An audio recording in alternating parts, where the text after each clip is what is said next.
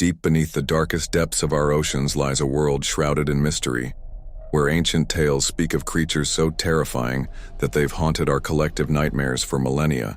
I'm about to take you on a journey through time, exploring the origins of these legendary marine monsters that still capture our imagination today.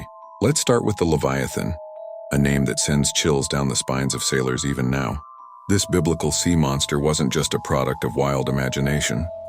In ancient times, when massive whale carcasses would wash ashore, their decomposing bodies, bloated and distorted, would fuel stories of massive sea creatures waiting in the depths. The Hebrew texts describe it as a twisted serpent, a dragon of the sea, so powerful that only God himself could tame it. Then there's the Kraken, perhaps the most famous of all sea monsters. Nordic sailors battling the harsh waters of the North Atlantic would encounter giant squid, their tentacles breaking the surface like massive serpents. In the darkness of storm-tossed seas, these real creatures, which can grow up to 43 feet long, became legendary monsters capable of dragging entire ships to their doom. The Midgard serpent, or Jormungandr in Norse mythology, was said to be so long it could encircle the entire world, grasping its own tail. Scientists now believe these tails might have been inspired by massive oarfish, which can grow up to 36 feet long and are known to surface before earthquakes and tsunamis, leading ancient peoples to associate them with world-ending events. The Hydra, with its multiple regenerating heads, might seem purely fictional, but some believe this legend was inspired by the real-life colonial organisms like siphonophores. These creatures appear as one giant organism, but are actually colonies of thousands of individual animals working together. When broken apart, they can indeed regenerate, just like the mythical Hydra.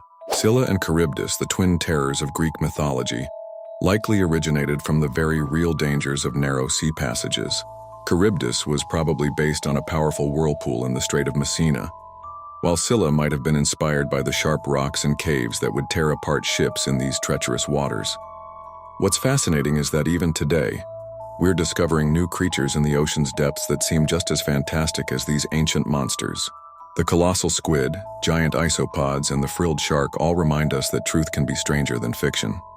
Perhaps our ancestors weren't so far off in their beliefs that magnificent and terrifying creatures lurked in the deep.